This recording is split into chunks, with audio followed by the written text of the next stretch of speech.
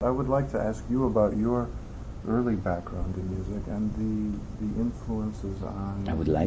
I would love to talk about yes. them, because although when you get older, Yes. you distill, and that's what I'm always telling also a student, Yes. to be a bee, to take from wherever ideas can be gotten and then distill it and become their own honey, so to speak. No, I would be able to say that I was very lucky in all of that.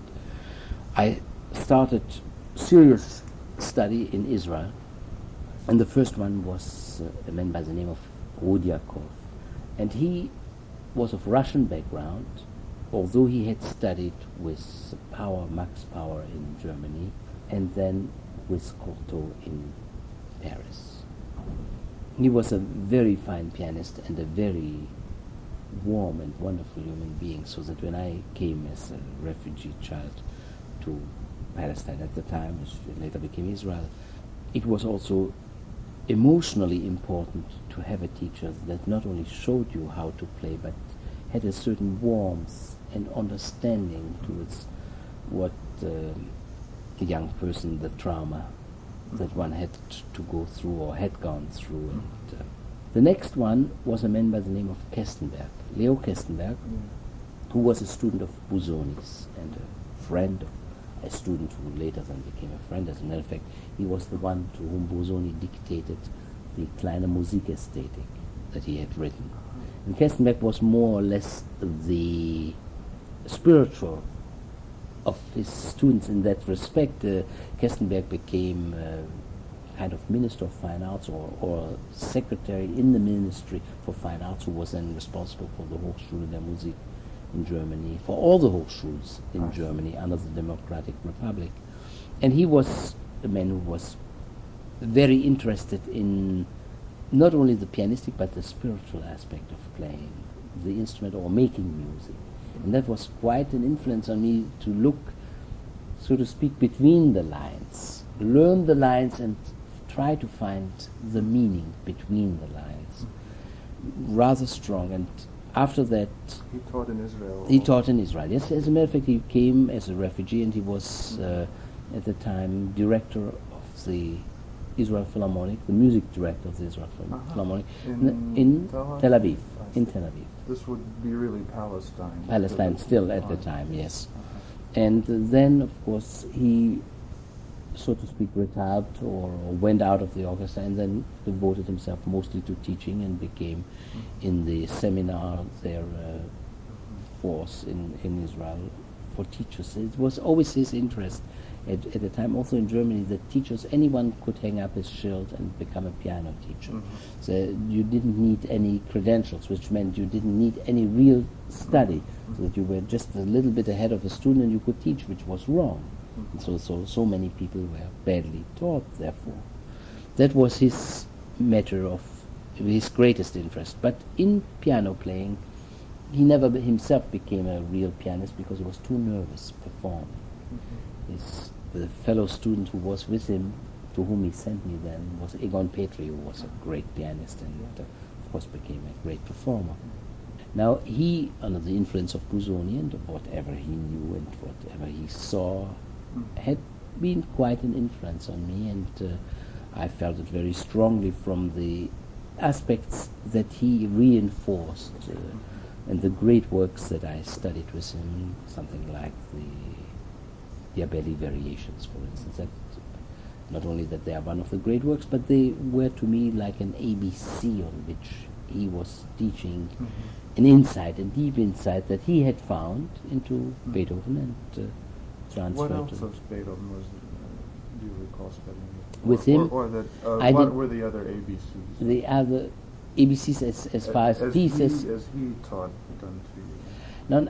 Now, in order to understand a language, of course, you need more of his works. You can't do it in one work and then apply it to all. Although Bülow is supposed to have said that once the rest of the Beethoven music gets lost and we have the Diabelli, we can reconstruct the rest of the music, but that's a little exaggerated, only to show how marvelous that work was.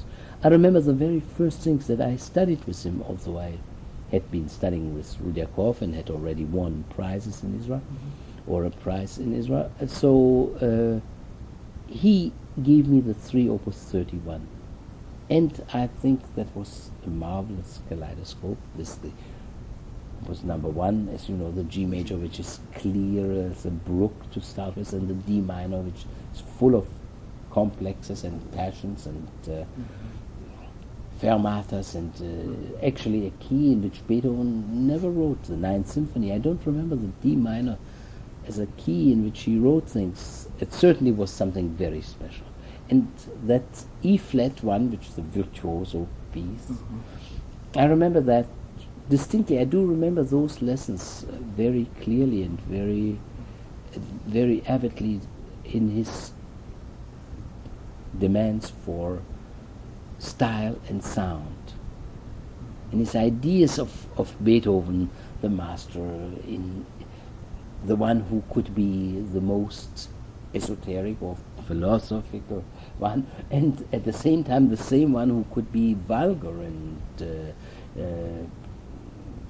who would find a phrase. I can't think of it right now in Opus 31, but I can think of it in the first Beethoven concerto. Yes? Kind of grob. Grob, yes, grob. The same one who's the most refined, the most spiritual, can also be the grob one. I think that's what makes him, at least to me, so close, that he is human as well as being the heavenly one, or at least the one striving to the heavens and finds it through his efforts. So I remember those lessons with great pleasure. And then from there I went out, came to America for a competition, and I won the Debussy competition.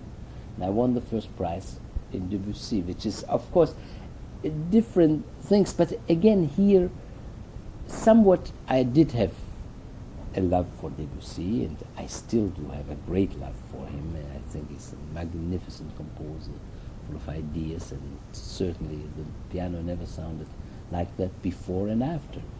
And he touched it, it became a new instrument. But what I felt so strong about was when I met a pianist who came for a visit to Israel at the time, a name that will mean very little to you because you will have never heard it, I'm sure. A man by the name of Paul Leonet. He's a Frenchman.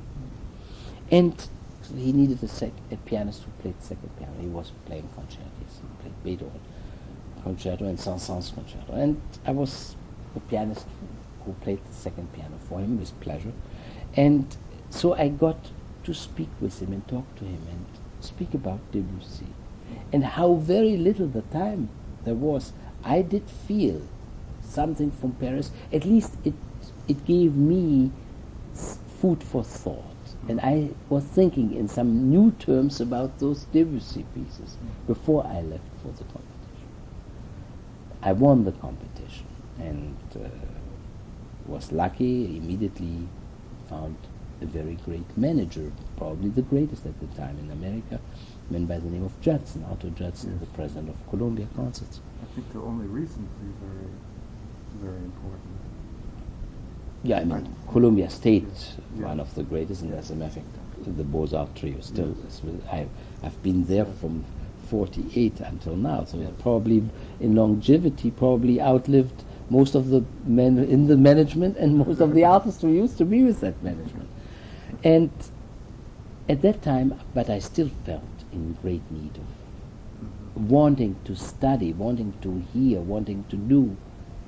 So I spent a summer first with Robert Casadessus in Fontainebleau, which was very useful, and again a new world, although there's a Frenchman, but as a Frenchman quite German in a way. I mean, it's bad to say it, it's wrong to say it, because who can be more French than Robert Casadessus, and who devoted his life to Ravel and Fauré, but yet Beethoven and Brahms played, and Mozart played an immense role in his life, and his attitude, his clarity and his cleanliness throughout, which is beautiful and wonderful, and really my admiration for him as an artist, as a pianist, and as a man has been very, very great. And on the contrary, the older I get, the greater it becomes, and which at the same time involves his wife. I admire her as a pianist, as a musician, and as a spirit, and as a beautiful lady,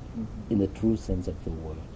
And I'm always thrilled inside her warmth, and even speaking with her about music, I feel it is a wonderful experience, and I'm lucky that now when the trio plays every year in Paris, and when she is there, that I can come and see her. On the contrary, she invites me to come and see her, and it's wonderful to speak with her. And after him, I spent the summer with Egon Petri. That was already after making my debut with Ormandy in the Philadelphia Orchestra, which resulted in, which they did at that time for the second time in the history of the orchestra. They had done it with Willy Capell the first time, a 4-year continuous contract to play each year as a soloist with him, which was a great honor and a great privilege and a great pleasure, an immense And right pleasure. off with Ormandy. Right off with Ormandy. It's not a bad start. Actually, to tell the truth, I had made a kind of secret debut. I had played Jumping in Buffalo for Bronislaw Fuberman, and Arthur Judson, the manager, and Mr. Greiner from Steinway came down to hear me play. Sasha Greiner. They came down to hear me, and I guess they liked what they heard, and so it continued. But that wasn't really a debut. My official debut was with the Schumann. There I played Liszt and Funk with Steinberg in Buffalo. And he did engage me immediately for the following season. But the official debut was the Schumann concerto with Ormandy in New York and in Philadelphia. And out of that came that 4-year contract. At that time, I went to Petri. I spent a summer with Petri. It was a very intensive summer. And it was a very beautiful one. And it was a very And was he fruitful. in Europe then? No, at Mills College in Oakland, I see. San Francisco. Now, isn't this where Mio was from? Darius Mio was there too. Which is the only 2 ways I've ever heard of this college. Absolutely, absolutely. And that, for music, I guess that's the only way. That it's a lovely college, and they used to have always in the summer. And they had that summer too. They had the Paganini Quartet in residence that summer. Poor Mr. Maas died actually on stage. That summer was dreadful, but that summer in Petri, with Petri, which was interesting, it was a class situation. He mostly taught in class, although I did have many, many private lessons with him and went through the 24 studies of Chopin. There was a specific purpose to be with him, and I still remember it was after the debut, which was very successful, and I had many concerts. The first thing he said, "Why do you want to study?" That was his way of speaking. He could be rather rough and straight. He was a very fine, also very fine man. And again, it opened a different aspect of piano playing. His was filtered first through the brain, and then came the heart. The passions were controlled. They were thought about, and his playing, which was masterfully, in the fullest extent, he was a most consummate pianist who never had pianistic difficulties, and the magnificent mind and memory, and so it was wonderful to be with him at that time, to study an attitude towards a piece. Sometimes I was, of course, very emotional, as I still am to a great extent, and would make many motions, and he sometimes would ask me, he said, "Nan, tell me, does the keyboard smell like anything, because you're so close to it, and what do you like there?" And he would have these remarks that meant something to me, although sometimes I had to disagree with him, and actually in the disagreement I found my own answers, which even at that time I knew that there is only one way in which you can be you, is you must find an answer that satisfies you. You can't be satisfied with the answer from someone, no matter how big his experience. You use that experience to stand on his shoulders in order to learn, in order to see further. But then you've got to use your eyes, your ears, your heart, your mind. That was a wonderful summer. I remember it with great pleasure, and I felt very much fortified in playing. But then even after that, I still wanted, and I looked for where is a person that one can play for, where are the other pair of ears that would be helpful in that sense that while you have your ideas, while you have your opinions, while you have your outlook, while you have your personality, it is something that in order to grow, another pair of eyes may see a side which escapes you because you are busy, you're swimming in the water. So you're someone whose head is above the water, or who, by the virtue of being whatever he is in contact with that part in music that may escape you. So I did find and did play then for a man by the name of Steuermann. It was not an Eduard Steuermann. It was not regular lessons. They were not. I wasn't an enrolled student. As a matter of fact, I was already playing 70, 80 concerts. But the contact, the playing for him, the discussions with him, he would come to our house. We would sometimes eat. We would play chess. He was an avid chess player. And speaking at that time about critical evaluations that he had, how he saw music, how he spoke about music, how I still remember very piece that he greatly influenced in my thinking, in my way, was the Schumann Fantasy, one of the major pieces for the piano. So I felt that was important, and I feel still to this day that being with him, being close to him, not as close as a student, because at that time, of course, I had been already not anymore a student, was important. And then I feel He was the Schoenberg. somehow associated with Schoenberg. Yes, the school, and I did play some of those pieces with him, and I still remember it as most important, the opening, the emotional content. Today it's an accepted music, but when he started to play it, of course no one wanted to play it, and no one did play it. He was the first, and Webern's variations dedicated to him, and etc. So I felt that was important and wonderful. But then came the most important teaching for me, where I learned really the most, and that was the trio.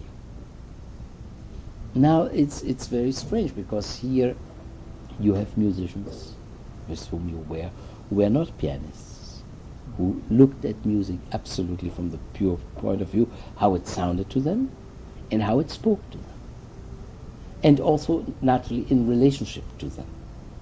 Now you played Beethoven, it's the same master who wrote the sonatas. You played Mendelssohn, the same master who wrote those songs without words. You played all those works, but now in a different aspect. One of the most important aspects in chamber music is that you don't sectionalize as much, just by the virtue of giving the theme to the next one, so you don't take a rest like young pianists would. They play one phrase and then wait for the next beautiful one. In their thoughts, it would never have that sense of continuity that chamber music demands. No pianist is as conscious of balance. Of course, he is with other instruments, but then translate it to yourself, between the left and right hand, between one voice and the other, as conscious of balance as a chamber music player is. And of course, I always heard as a young man, and I did it, as a young student, you must play chamber music, it's good for you. But it was always thought in those terms, it's good for you like medicine is good for you. You don't have to especially to like it, or especially when it becomes very hard. No, it's wonderful when you meet and you do a little bit of playing. You want it this way? Wonderful. You want it that way? Marvelous. Oh, not so fast, not so slow. But when it becomes serious, when it is blood, sweat, and tears, when you really work, when you really do it to be or not to be, to achieve, to make, which in chamber music, like in your solo playing, to create a face where they recognize you, where you are you, not just one of many, where you don't recognize. You hear that playing, you say, must be so. But once you hear one of our masters, in the piano, the violin, the cello, the voice, the quartet, the trio, you will always recognize the ones that are the ones, so to speak. Their own sound. Their own sound, their own characteristic, their way of treating a phrase, their way of being in contact with that particular composer. You may like it, you may not like it, but you will recognize it. And generally, of course, the ones who made a name for themselves at least are liked by 51%.